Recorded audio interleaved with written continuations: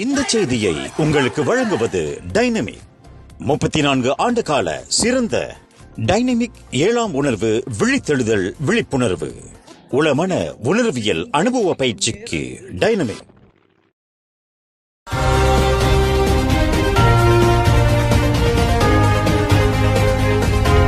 வணக்கம். திசைகளின் 5 மணி செய்திகள். இஸ்லாம் அல்லாத சிறார்களை ரகசியமான முறையில் மதம் மாற்றுவதற்கான வியூகம். போலீசாரின் விசாரணை வளையத்திற்குள் சிக்கினார் சமய போதகர் ஃபிர்டௌஸ் வாங். இஸ்லாம் அல்லாத சிறார்களையும் 15 வயதுடைய மாணவர்களையும் ரகசியமான முறையில் மத மாற்றம் செய்வதற்கான வழிமுறைகளை விளக்கும் காணொளி அம்பலமானதைத் தொடர்ந்து சர்ச்சைக்குரிய சமய போதகர்களில் ஒருவரான ஃபிர்டௌஸ் வாங் போலீசாரின் விசாரணை வளையத்திற்குள் சிக்கியுள்ளார். பொதுமக்கள் மத்தியிலும் குழப்பத்தை ஏற்படுத்தி சர்ச்சைகளை ஏற்படுத்தி வருவதாக கூறப்படும் சமய போதகர் ஃபிர்டௌஸ் வாங்கிற்கு எதிராக போலீசார் விசாரணை அறிக்கையை திறந்துள்ளனர். இதனை வழக்கறிஞர்கள் ராஜேஷ் நாகராஜனும் சக்பிரித்ராஜ் சிங்கும் உறுதிப்படுத்தியுள்ளனர். அந்த சமய போதகர் குற்றவியல் சட்டம் 505C பிரிவின் கீழ் விசாரணை செய்வதற்கு ஏதுவாக போலீசார் விசாரணை அறிக்கையை திறந்துள்ளதாக அந்த வழக்கறிஞர்கள் தெரிவித்துள்ளனர்.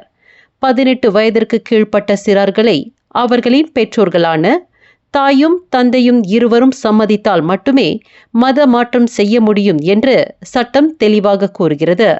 இந்நிலையில் இஸ்லாம் மதத்தின் மீது உந்தப்படும் முஸ்லிம் அல்லாத சிறார்கள் அவர்கள் 18 வயது எட்டும் வரையில் மிக இரகசியமான முறையில் சமய நடவடிக்கைகளில் ஈடுபட முடியும் என்று கூறி அதற்கான வழிமுறைகளை அண்மையில் சமய போதகர் ஃபிர்டௌஸ் வாங் பகிரங்கமாக விளக்கி இருப்பது தொடர்பான காணொளி பெரும் சர்ச்சையை ஏற்படுத்தியது. இனங்களுக்கு இடையிலான ஒற்றுமையையும் சமய நல்லிணக்கத்தையும் சீர்குலைக்கும் நடவடிக்கையில் ஈடுபட்டுள்ள மதம் மாறிய நபரான ஃபிர்டௌஸ் வாங்கிற்கு எதிராக போலீசார் கடும் நடவடிக்கை எடுக்க வேண்டும் என்று சில அரசாங்க சார்பற்ற அமைப்புகள் போலீசில் புகார் செய்தன என்பது குறிப்பிடத்தக்கது. 2024ஆம் ஆண்டு நிர்வாக மேம்பாட்டுக்கான அனைத்துலக கழகத்தின் உலகளாவிய போட்டித்திறன் குறியீட்டு தரவரிசையில் மலேசியா 27வது இடத்திலிருந்து 34வது இடத்திற்கு வீழ்ச்சியுற்று இருப்பதை தொடர்ந்து தமது தலைமையிலான அரசாங்கத்தின் பலவீனங்களை பிரதமர் டத்தோஸ்ரீ அன்வார் இப்ராஹிம் ஒப்புக்கொண்டுள்ளார். அந்த அனைத்துலக அறிக்கையில் கூறப்பட்டுள்ள விவரங்கள் கருத்தில் கொள்ளப்படும். வெளிப்படையிலான அணுகுமுறையின் வாயிலாக இந்த பலவீனங்கள் களையப்பட்டு மேம்படுத்தப்படும் என்று பிரதமர் உறுதி அளித்தார். மலேசியா 7 இடங்கள் குறைந்து 34வது இடத்திற்கு தள்ளப்பட்டதற்கான காரணங்கள் ஆராயப்பட்டு அது குறித்து பகிரங்கமாக விவாதிக்குமாறு அமைச்சரவைக்கு தாம் உத்தரவிட்டுள்ளதாக இன்று நாடாளுமன்ற மக்களவையில் கேள்வி நேரத்தின் போது பிரதமர் மேற்கண்டவாறு குறிப்பிட்டார். IMD தரவரிசை என்பது ஒரு நாடு பொருளியல் ரீதியாக கொண்டுள்ள உலகளாவிய போட்டித்திறன் அடைவு நிலையை மதிப்பீடு செய்யும் ஓர் அளவுகோலாகும். அந்த வகையில் கடந்த 2023ஆம் ஆண்டு 27வது இடத்தில் இருந்த மலேசியா இம்முறை 34வது இடத்திற்கு தள்ளப்பட்டுள்ளது.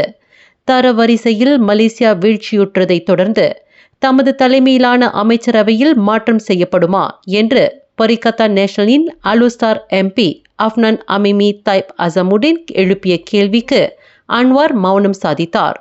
மலேசியாவின் இந்த வீழ்ச்சியினால் அன்வார் தலைமையிலான அரசாங்கத்தை பரிகத்தா நேஷனல் தலைவர் தான் ஸ்ரீ முகிடின் யாசின் கடுமையாக விமர்சனம் செய்துள்ளார் என்பது குறிப்பிடத்தக்கது. மலேசிய இந்தியர்களின் உருமாற்று பிரிவான மித்ரா 2024ஆம் ஆண்டுக்கான டயாலிசிஸ் உதவித்தொகை திட்டத்திற்கு தற்போது விண்ணப்பங்கள் வரவேற்கப்படுகின்றன. மலேசிய சுகாதார அமைச்சினால் அங்கீகரிக்கப்பட்ட டயாலிசிஸ் மையங்களில் டயாலிசிஸ் சிகிச்சை பெற்று வருகின்ற இந்திய சமூகத்தைச் சேர்ந்த சிறுநீரக நோயாளிகள் 2024ஆம் ஆண்டுக்கான மித்ராவின் டயாலிசிஸ் உதவித்தொகைக்கு விண்ணப்பிக்கலாம் என்று மித்ரா இன்று வெளியிட்டுள்ள ஓர் அறிக்கையில் தெரிவித்துள்ளது. டயாலிசிஸ் உதவித்தொகைக்கான விண்ணப்பங்கள் ஜூன் 24ஆம் தேதி திறக்கப்பட்டு வரும் ஜூலை 23ஆம் தேதி பிற்பகல் 2 மணியுடன் மூடப்படுகிறது. இந்த 30 நாட்களுக்குள் விண்ணப்பிக்கும்படி மனுதாரர்கள் கேட்டுக்கொள்ளப்பட்டுள்ளனர். கூகுள் ஃபார்ம் பாரத்தின் வாயிலாக அல்லாமலும் விண்ணப்ப காலக்கெடு மூடப்பட்ட பின்னரும் அனுப்பப்படுகின்ற விண்ணப்பங்கள் பரிசீலனை செய்யப்படாது. டயாலிசிஸ் உதவித்தொகைக்கான விண்ணப்ப வழிகாட்டலுக்கு கீழ்கண்ட அகப்பக்கத்தில் வலம் வரலாம் அல்லது தொடர்பு கொள்ளலாம். கடந்த மாதம் IS தீவிரவாத கும்பலை ஆதரித்து மற்றும் அவர்களுக்கு சொந்தமான உடைமைகளை வைத்திருந்ததாக கணவன் மனைவி உட்பட 3 நபர்கள் ஜோஹர் பாரு செஷன்ஸ் நீதிமன்றத்தில் இன்று குற்றஞ்சாட்டப்பட்டனர். 35 வயது முகமது ஃபிசோல் ஹரூன், 46 வயது சுஹைனி ஷர்வான் உட்பட 37 வயது முகமது ஃபிர்டோஸ் கமால் இன்சாம் ஆகியோர் நீதிபதி Dato say one Zaidi say one Ibrahim முன்னிலையில் நிறுத்தப்பட்டு குற்றச்சாட்டு வாசிக்கப்பட்ட போது அவர்கள் தலை அசைத்தனர். இவ்வழக்கு உயர் நீதிமன்றத்திற்கு கொண்டு செல்லவிருப்பதால் குற்றஞ்சாட்டப்பட்டிருக்கும் அம்மூவரிடமும் எந்த ஒரு வாக்குமூலமும் பதிவு செய்யப்படவில்லை. குற்றம் என்று நிரூபிக்கப்பட்டால் கூடியபட்சம் 7 ஆண்டுகள் சிறை அல்லது அபராதம் மற்றும் குற்றம் புரிய பயன்படுத்தப்பட்ட பொருட்கள் அனைத்தும் பறிமுதல் செய்ய வகை செய்யும் குற்றவியல் சட்டம் 130 JB 1A பிரிவின் கீழ் அந்நபர்கள் குற்றச்சாட்டை எதிர்நோக்கியுள்ளனர். கடந்த மே 27ஆம் தேதி மற்றும் 30ஆம் தேதிகளில் அம்மூவரும் வெவ்வேறு இடங்களில் இக்குற்றத்தை புரிந்ததாக அவர்கள் மீது குற்றச்சாட்டு சுமத்தப்பட்டுள்ளது. இவ்வழக்கின் மறு செவிமடுப்பு வரும் ஜூலை 30ஆம் தேதிக்கு நீதிமன்றம் நிர்ணயித்துள்ளது. கடந்த ஆண்டு கான்சர்ட் டபுள் ட்ரபிள் 2 என்ற இசை நிகழ்ச்சியை ஏற்பாடு செய்வது தொடர்பாக பிளேமேட் சென்ட்ரியன் பெர்ஹாட் நிறுவனத்தின் உரிமையாளரின் 30,000 வெள்ளி கையூட்டு பெற்றதாக அரசு நிறுவனத்தின் முன்னாள் உதவி மேலாளர் ஒருவர் கோலாலம்பூர் செஷன்ஸ் நீதிமன்றத்தில் இன்று குற்றஞ்சாட்டப்பட்டார். 37 வயது நோர்ஃபடிலா முகமது இட்ரிஸ் என்ற அந்த முன்னாள் உதவி மேலாளர் நீதிபதி சுசானா ஹுசேன் முன்னிலையில் நிறுத்தப்பட்டு குற்றச்சாட்டு வாசிக்கப்பட்ட போது அக்குற்றத்தை அவர் ஒப்புக்கொள்ளவில்லை. குற்றம் என்று நிரூபிக்கப்பட்டால் கூடியபட்சம் 20 ஆண்டுகள் சிறை மற்றும் 10,000 வெள்ளி அபராதம் விதிக்க வகை செய்யும் குற்றவியல் சட்டம் 24(1) பிரிவின் கீழ் அவர் மீது குற்றஞ்சாட்டப்பட்டுள்ளது.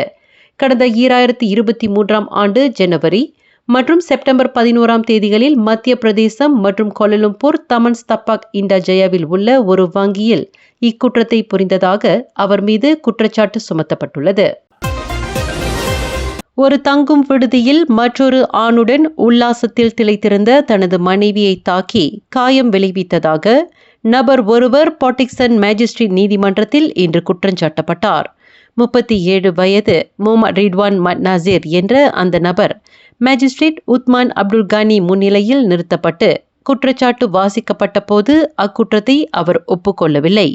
குற்றம் என்று நிரூபிக்கப்பட்டால் 6 மாதங்கள் சிறை அல்லது கூடியபட்சம் 2,000 வெள்ளி அபராதம் அல்லது இரண்டுமே விதிக்க வகை செய்யும் 352A பிரிவின் கீழ் அந்நபர் குற்றஞ்சாட்டப்பட்டுள்ளார். கடந்த மே 24ஆம் தேதி நெக்ரி சம்பிலான் பாட்டிக்சனில் உள்ள ஒரு தங்கும் விடுதியில் 38 வயது தனது மனைவியை தாக்கியதுடன் கன்னத்திலும் உடலிலும் பல காயங்களை ஏற்படுத்தியதாக அவர் மீது குற்றஞ்சாட்டப்பட்டுள்ளது. அம்பாங் கம்போங் அம்பாங் இண்டாவில் ஒரு வீட்டின் பின்புறம் உள்ள அறையின் ஜன்னல் வழியாக நுழைந்து கொள்ளையடித்து சென்ற குற்றத்திற்காக 3 வெளிநாட்டு ஆண்கள் உட்பட ஒரு பெண்ணை போலீசார் கைது செய்துள்ளனர்.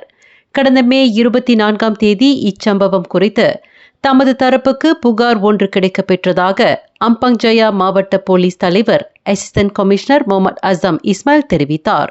இதைத் தொடர்ந்து 23க்கும் 35க்கும் இடைப்பட்ட வயதுடைய சந்தேகிக்கும் நபர்கள் அம்பாங் கம்போங் தாசே பெருமாயிற்கு அருகே கைது செய்யப்பட்டதாக முகமது அசாம் கூறினார். மேலும் கைது செய்யப்பட்ட அந்நபர்களிடமிருந்து 2 கைத்தொலைபேசிகள், மடிக்கணினி, 4 கடிகாரங்கள் உட்பட சில ஆடைகளும் கைப்பற்றப்பட்டதாக முகமது அசாம் அறிவித்தார். இது குறித்து குற்றவியல் சட்டம் 457வது பிரிவின் கீழ் விசாரணை மேற்கொள்ளப்பட்டு வருவதுடன் அந்நபர்கள் அனைவரும் தடுப்பு காவலில் வைக்கப்பட்டிருப்பதாக முகமது அசாம் குறிப்பிட்டார். மேலும் செய்திகளை தெரிந்து கொள்ள கீழே இருக்கும் பெல் பட்டனை அழுத்துங்கள். உங்கள் மகிழ்ச்சியை வெளிப்படுத்த லைக் மற்றும் ஷேர் செய்யுங்கள். தொடர்ந்து திசைகளோடு இணைந்திருக்க சப்ஸ்கிரைப் செய்யுங்கள்.